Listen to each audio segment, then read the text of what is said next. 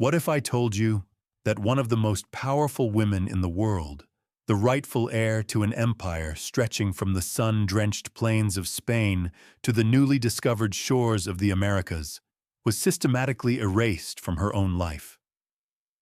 Not by a foreign invader, not by a plague, but by the very people who should have protected her, her father, her husband, and her son. What if her love, a love so fierce and absolute it became the stuff of legend, was rebranded as madness? And what if her grief, a grief so profound it shook the foundations of her soul, was forged into the very bars of a prison that would hold her captive for nearly 50 years? This isn't a fairy tale.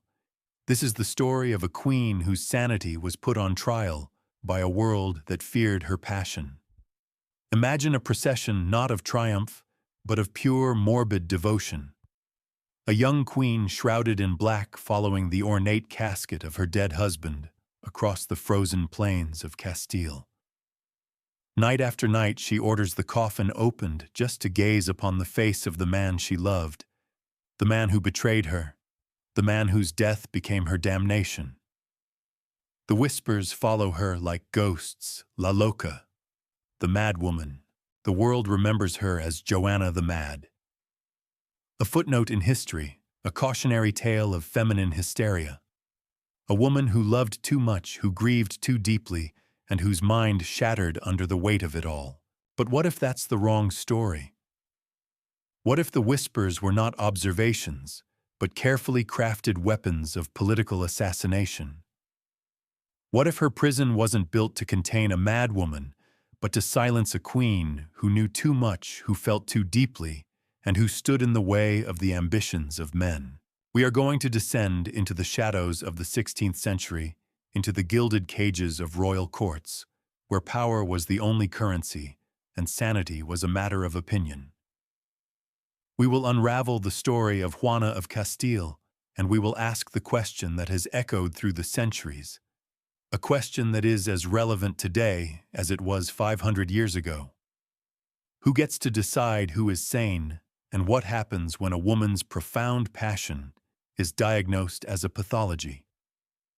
Prepare yourself, because the story of Joanna the Mad is far darker and far more complex than the history books would have you believe. It is a story of love, obsession, betrayal, and perhaps the longest, most successful gaslighting campaign in history. To understand the tragedy of Joanna, we must first understand the world that created her. This was not a world of romance. It was a crucible of ambition, forged in the dying embers of the Middle Ages and ignited by the fires of the Renaissance. We are in late 15th century Spain, a newly unified kingdom pulsating with energy and brutal conviction. Her parents, Isabella of Castile and Ferdinand II of Aragon, were the ultimate power couple. Known to history as the Catholic monarchs, they were brilliant, ruthless, and visionary. They had driven the last of the Moors from Granada, they had unleashed the Spanish Inquisition to enforce religious purity, and they had, in a stroke of incredible foresight, funded a Genoese sailor named Christopher Columbus on a voyage that would forever change the map of the world. In their grand game of geopolitical chess, their children were their most valuable pieces. Every marriage was a strategic move, an alliance forged in blood and sacrament to encircle their great rival France. Their eldest daughter, Isabella, was married to the King of Portugal. Their son, John, was married to a Habsburg princess. Their youngest, Catherine of Aragon, yes, that Catherine was sent to England to become the first wife of Henry VIII. And then there was Joanna, born in 1479. Joanna was not like her siblings. She was described as exceptionally intelligent, fluent in Latin, and a gifted musician. But there was a shadow that clung to her, a deep-seated melancholy, and a fiery, passionate temperament that stood in stark contrast to the rigid decorum demanded of a royal princess. She was devoutly religious, a trait inherited from her mother, but her piety was intense, bordering on the fanatical. She was a creature of profound feeling in a world that demanded emotional suppression. This right here is the central conflict. Her very nature was at odds with her destiny. Her destiny arrived in the form of a marriage contract. At the age of 16, she was shipped off to the damp gray lands of Flanders, a world away from the sun of Spain. Her groom was Philip, Duke of Burgundy, son of the Holy Roman Emperor. History remembers him as Philip the Handsome, and by all accounts he was breathtakingly attractive. He was also arrogant, frivolous, and notoriously unfaithful. Their meeting was explosive. It is said that upon first laying eyes on each other, they demanded a priest be found immediately to marry them on the spot, foregoing all ceremony, so they could consummate their union. For Joanna, this was it. The grand, all-consuming love she had likely dreamed of. She fell for him completely, with the full, untamed force of her passionate nature. For Philip, she was a pleasant surprise, and more importantly, a political jackpot. The conflict was immediate and inevitable. Joanna's love was possessive, her jealousy volcanic. When Philip's eyes and hands wandered, which they did constantly, Joanna did not suffer in silence as a proper royal wife was expected to. She raged. She screamed. There are famous accounts of her confronting his supposed mistresses, even cutting off one woman's hair in a fit of fury. Now pause and consider this. In our modern world, we might see this as a toxic relationship, a woman reacting to repeated infidelity and disrespect. But in the 16th century, in the heart of a political court, where every action was scrutinized, these outbursts were not seen as reactions. They were seen as symptoms. Whispers began to travel from the court in Brussels back to her parents in Spain. Whispers about her instability, her melancholy, her uncontrollable passions.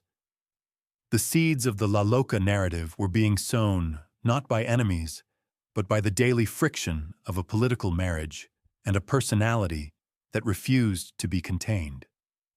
She was a brilliant feeling woman, and they had placed her in a gilded cage with a careless and cruel zookeeper. The tragedy wasn't that she would one day break.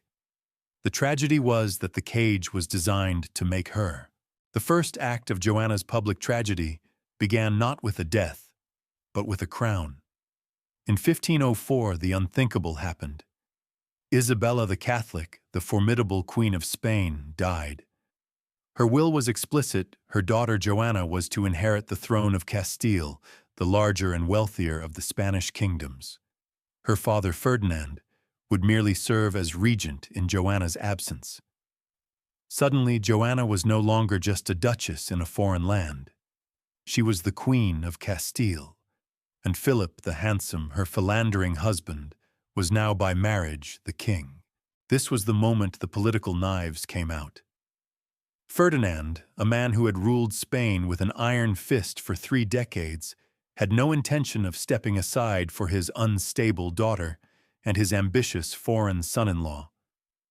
Philip, for his part, saw his ultimate prize within reach control of the vast wealth of Castile and its burgeoning American empire. And caught between these two ruthless, powerful men was Joanna, the legitimate queen, the one person with the actual right to rule.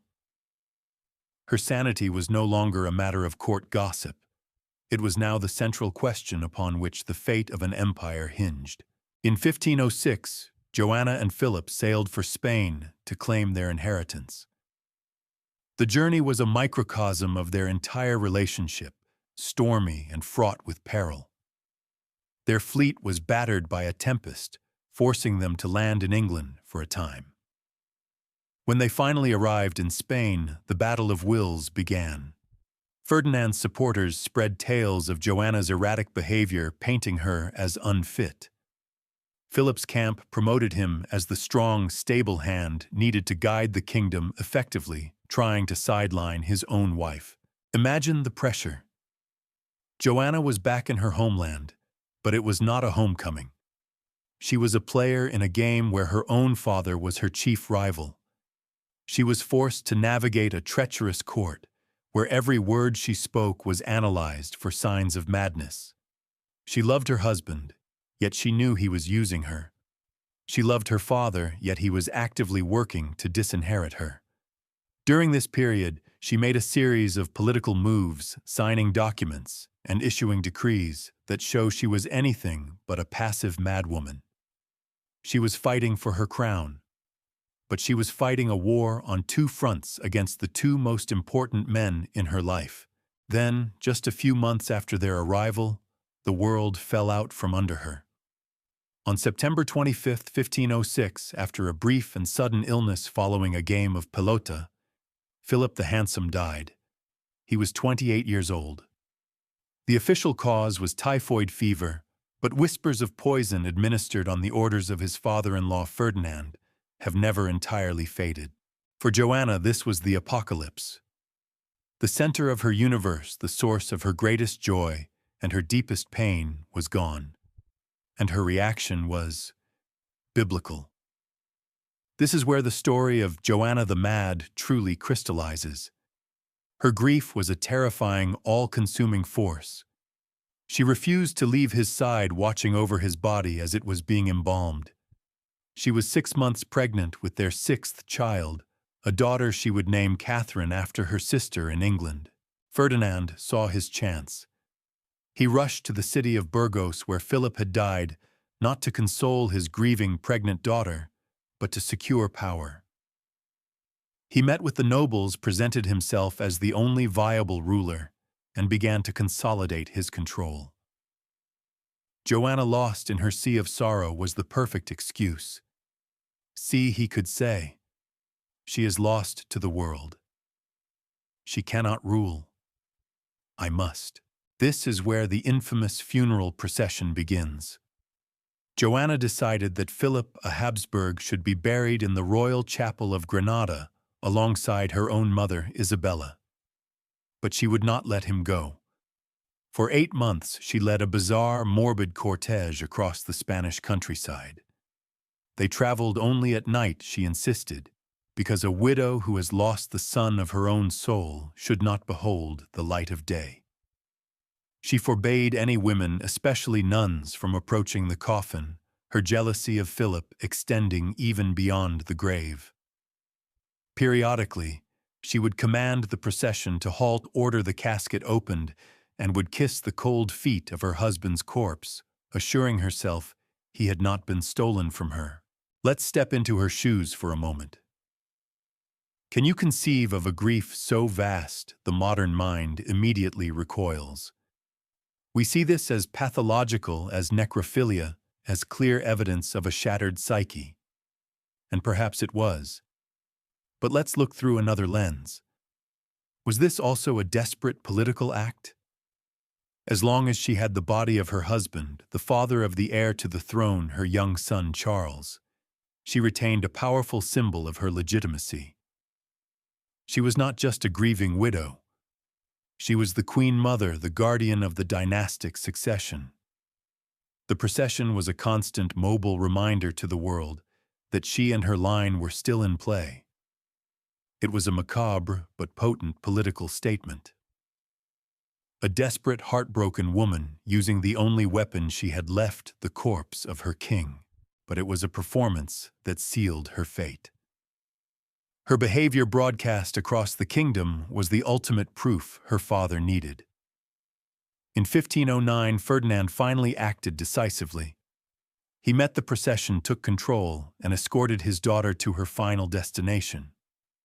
Not Granada, but the royal palace of Tordesillas, a grim fortress palace overlooking the Duero River. He told her it would be a temporary residence. It would be her prison for the next 46 years.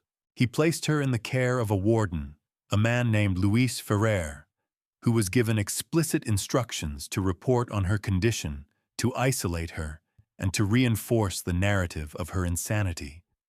Her world shrank to a few sparsely furnished rooms, her only view a bleak Castilian landscape from a barred window. She was separated from all of her children, except for her youngest Catherine, who was allowed to remain with her as a companion, and perhaps as a tool of control. Now imagine the psychological torture. A queen locked away, told she is mad. Her every protest, her every moment of anger or grief is recorded as further proof of her illness. It is the perfect gaslighting machine.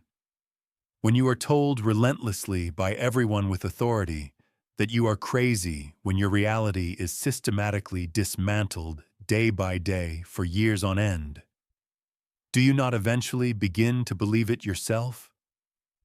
Or do you cling to a reality that no one else will acknowledge, a state that from the outside looks identical to madness? If you were Joanna imprisoned in Tordesillas, your name used to rule an empire, you would never see your children growing up without you.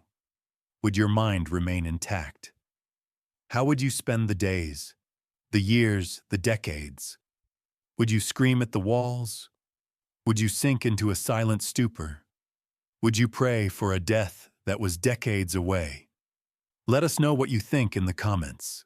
Ferdinand died in 1516. For a moment, a sliver of hope.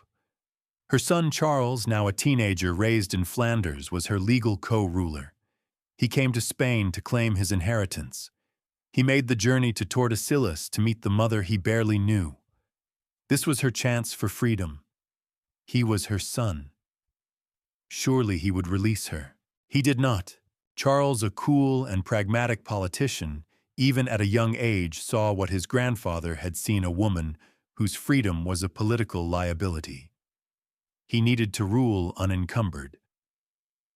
A meeting was arranged between them. Accounts say she was lucid that she recognized him. But the decision was already made. He issued documents confirming his mother's incapacity and took sole control of the government, ruling as King of Spain in her name. He then tightened the conditions of her imprisonment, appointing new guards who were even stricter. Her last hope was extinguished. Her son, her own flesh and blood, had now become her jailer. There was one final dramatic postscript. In 1520, a massive uprising known as the Revolt of the Comuneros swept across Castile. The rebels were protesting the foreign rule of Charles and his heavy taxes. They saw a solution. They marched on Tordesillas, stormed the palace, and freed Queen Joanna. They knelt before her and begged her to lead them to sign documents legitimizing their cause and reclaiming her throne. This was her moment. The world was hers for the taking. And what did she do? She refused. After years of imprisonment, after being betrayed by everyone, she would not act against her son. Was it loyalty, the last vestiges of a mother's love? Or was it the action of a mind so broken by decades of confinement and psychological abuse that it was no longer capable of decisive action? Her refusal doomed the rebellion. Charles's forces crushed the Comuneros, and Joanna was once again locked away, this time for good. For the next 35 years she remained in Tordesillas, a ghost queen, a living relic whose name appeared on official documents of one of the largest empires on earth, while she herself languished in obscurity. She outlived almost everyone who had engineered her downfall. She reportedly descended further into a deep depression, neglecting her own hygiene, sometimes refusing to eat, talking to ghosts in the empty rooms. She died in April 1555, just a few months before her son Charles, worn out by a lifetime of ruling the world, would abdicate his many thrones. She was 75 years old. She had been a prisoner for 46 of them. The official story was written Joanna the Mad, a queen whose mind had been broken by love and grief. But in the shadows of her story, we can see the outlines of another truth: a sane woman systematically and ruthlessly driven into the abyss. The story of Joanna is emotionally devastating. But if we are to truly understand her, we must step back from the 16th century narrative and look at her through the lens of modern science. Was there a genuine diagnosable illness at the root of her behavior? Or was her condition purely a product of her environment? The answer most likely is a tragic combination of both. Let's start with genetics, the code that pre-wires our potential. There is compelling evidence of a history of mental illness in Joanna's bloodline. Her maternal grandmother, Isabella of Portugal, Queen of Castile, suffered from what contemporary chroniclers described as a profound melancholy that eventually led to her complete withdrawal from the world. She was confined for years by her own husband, King John II, living in isolation until her death. The parallels are chilling. This suggests a possible hereditary predisposition for a major mental illness within the family.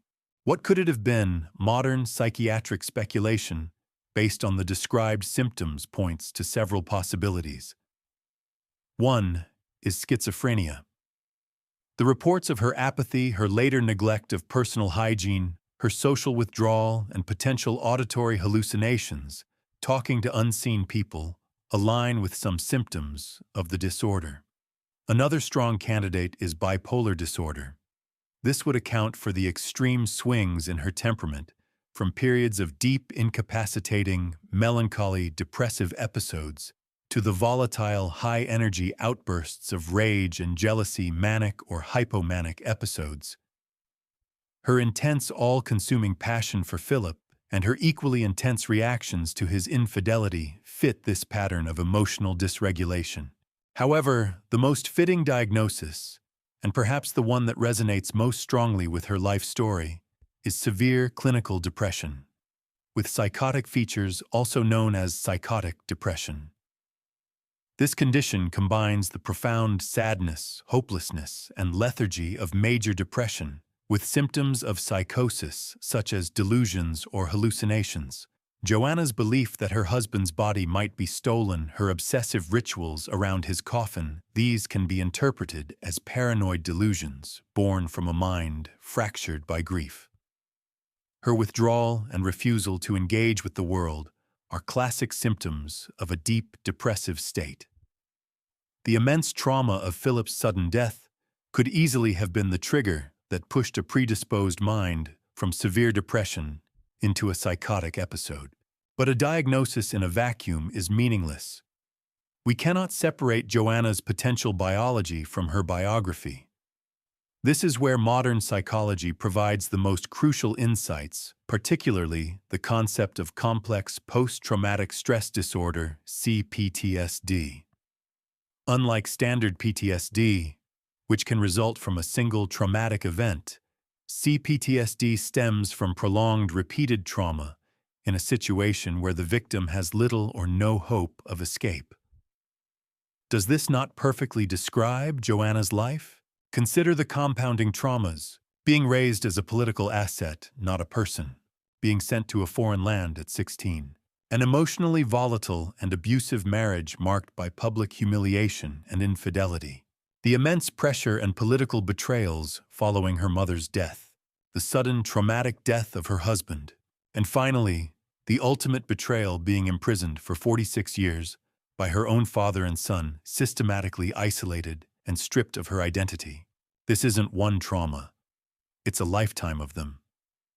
The symptoms of CPTSD include deep-seated issues with emotional regulation, distorted self-perception, feelings of helplessness, shame, guilt, and difficulties with relationships. Joanna's story is a textbook case study. Her madness may not have been an organic disease that simply appeared, but a predictable psychological breakdown under unbearable, unending stress.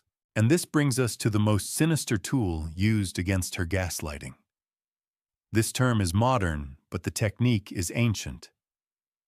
Gaslighting is a form of psychological manipulation where a person or group covertly sows seeds of doubt in a targeted individual, making them question their own memory, perception, or sanity. Ferdinand and Charles were masters of this. They didn't just imprison her body, they imprisoned her mind. They controlled her reality. Every letter she wrote, every visitor she saw, every piece of information she received was filtered through her jailers. Her justifiable anger at her confinement was twisted and presented back to her as proof of her instability. Her grief was not honored. It was pathologized. When the most powerful people in your world consistently tell you that your perception of reality is wrong and that you are mad. You either fight back in ways that look crazy to your captors, or you surrender to their narrative. There is no third option. Finally, we must apply a sociological and feminist lens. Joanna's tragedy is inseparable from her gender. A king who raged and had affairs was seen as virile and powerful. A queen who did the same was hysterical and unhinged. A man's ambition was celebrated. A woman's ambition was a dangerous transgression. The very qualities that might have made a man a strong ruler in the 16th century, passion, deep conviction, and unwillingness to be controlled, were the same qualities that were used to condemn Joanna. Her emotions were not seen as valid responses to her circumstances, but as a fundamental flaw in her feminine character. She was a victim of what we would today call medical misogyny, where a woman's legitimate physical or mental suffering is dismissed as all in her head. In Joanna's case, they didn't just dismiss it. They weaponized it to usurp an empire. Science, therefore, doesn't give us a simple answer. It paints a picture of a perfect storm, a woman with a potential genetic vulnerability, subjected to a lifetime of compounding trauma, and systematically broken down by a patriarchal power structure that had everything to gain from her madness. To truly grasp the injustice done to Joanna, we must place her story in a wider context. Hers is not an isolated incident, but a particularly brutal example of historical patterns and archetypes that echo through mythology literature and the annals of power. She becomes a prism through which we can examine the very nature of sanity power and narrative itself. First, let us compare her to the tragic figure of Cassandra of Troy. In Greek mythology, Cassandra was a princess given the gift of prophecy by the god Apollo. When she rejected his advances, he cursed her so that her prophecies would never be believed. She foresaw the destruction of Troy, the Trojan horse, her own death.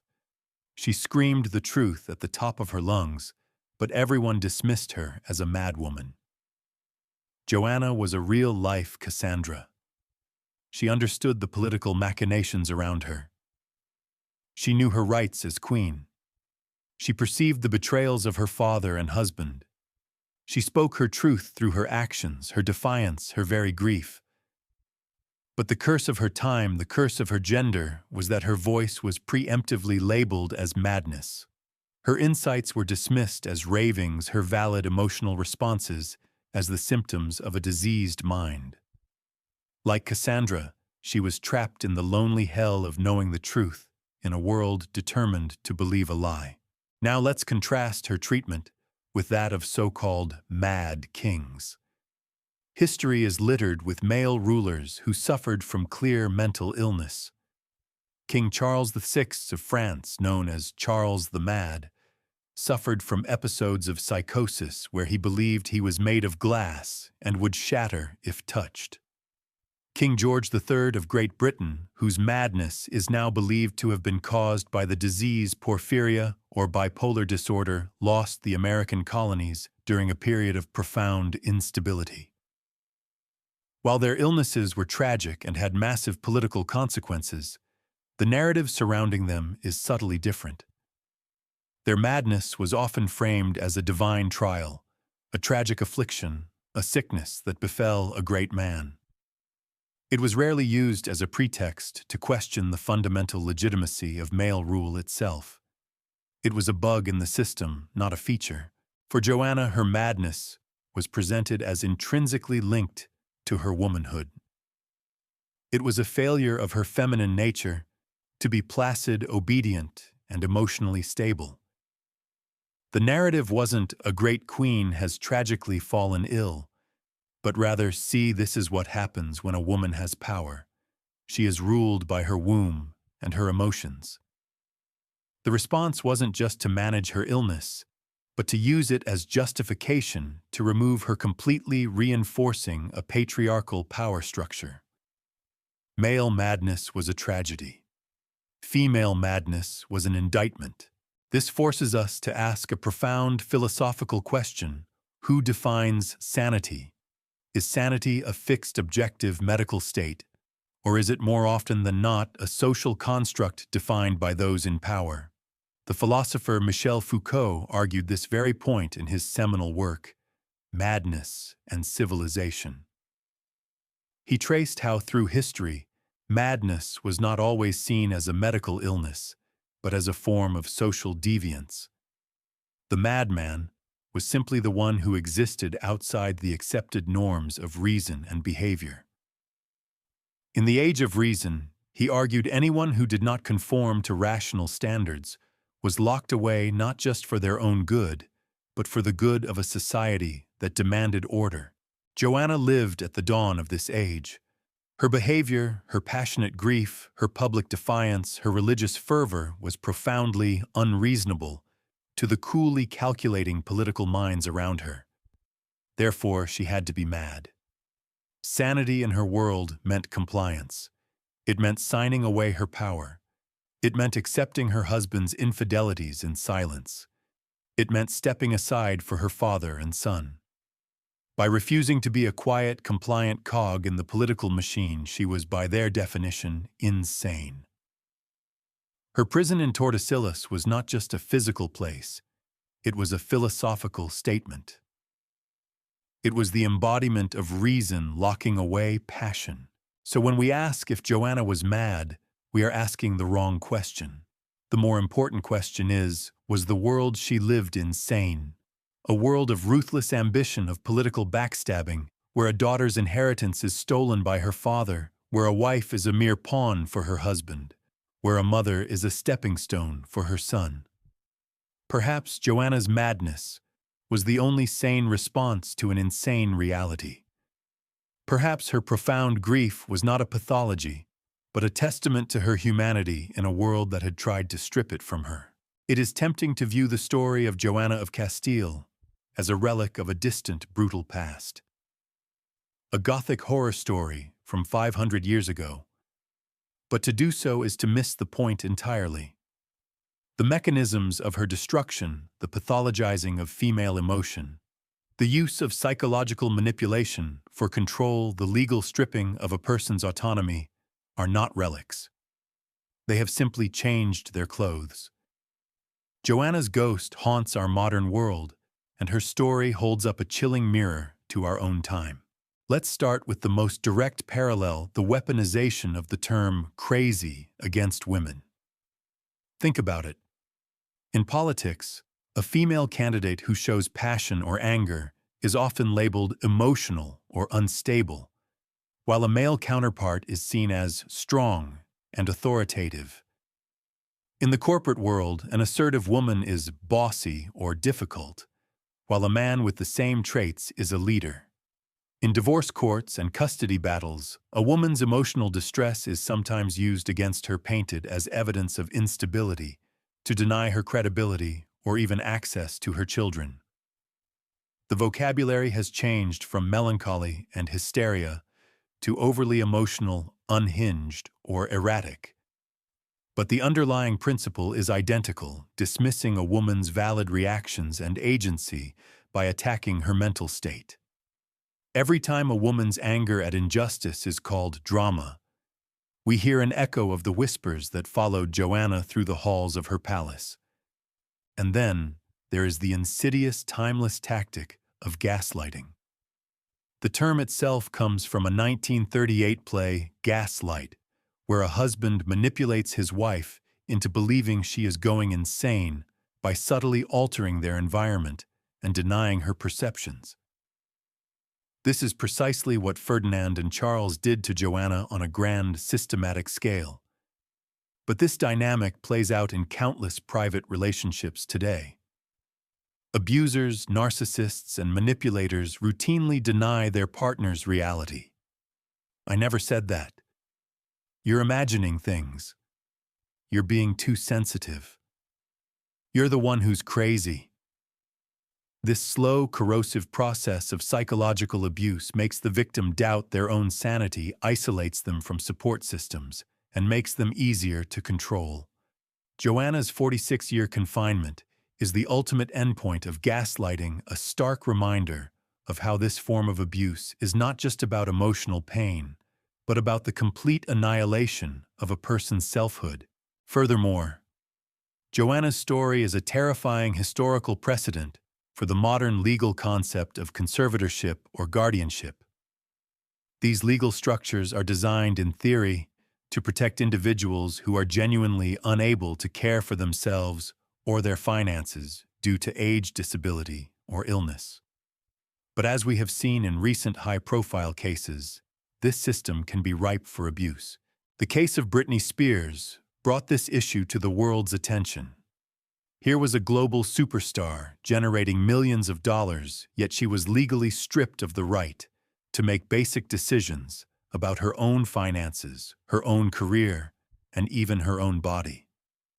For years, her pleas for freedom were dismissed or ignored, her public behavior interpreted through the lens of her supposed instability.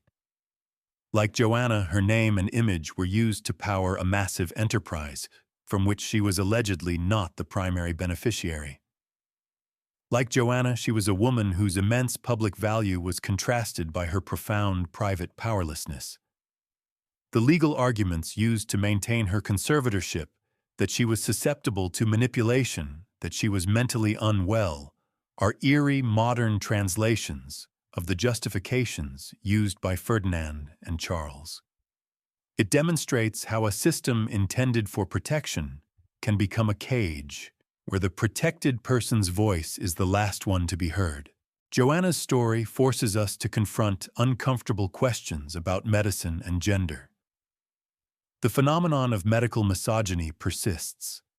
Studies have shown that women's pain is often taken less seriously by medical professionals than men's. Conditions that primarily affect women, like endometriosis or autoimmune diseases, have historically been underfunded and under-researched. Women reporting a host of physical symptoms are still at times told that it's just stress or anxiety. Joanna's condition was almost certainly real, a combination of predisposition and extreme trauma, but the treatment was not medical, it was political. Her illness was not managed, it was exploited.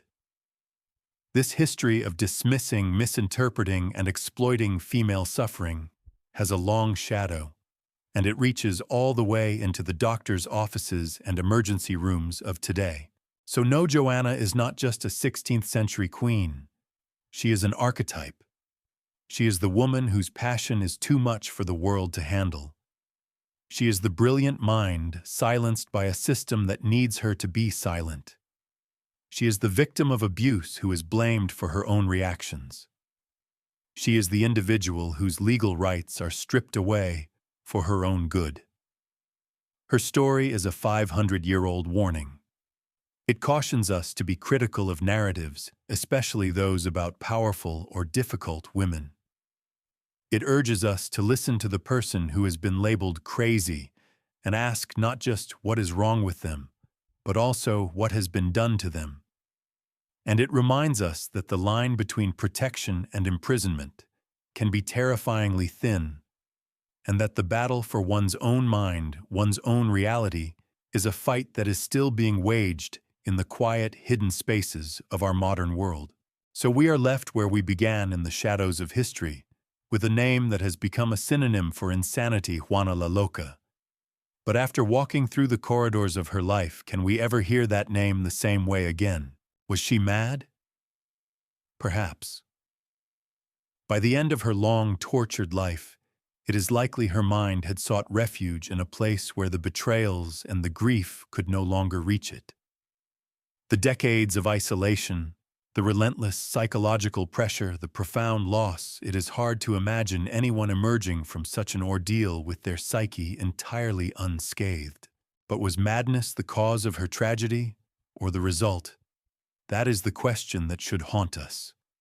We have seen a woman of intelligence and fierce passion, a rightful queen, systematically dismantled by the men she should have been able to trust the most.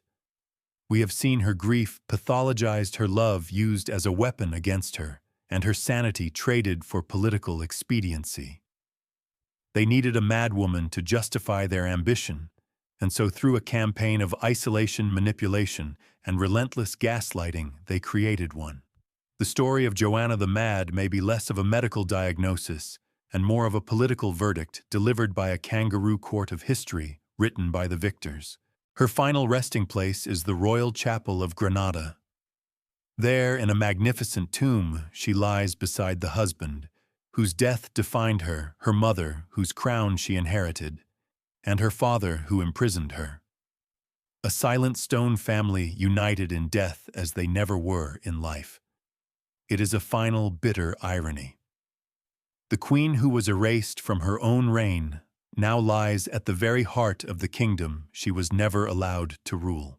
The story of Joanna is a profound and chilling reminder that history is a narrative, and narratives are crafted by the powerful.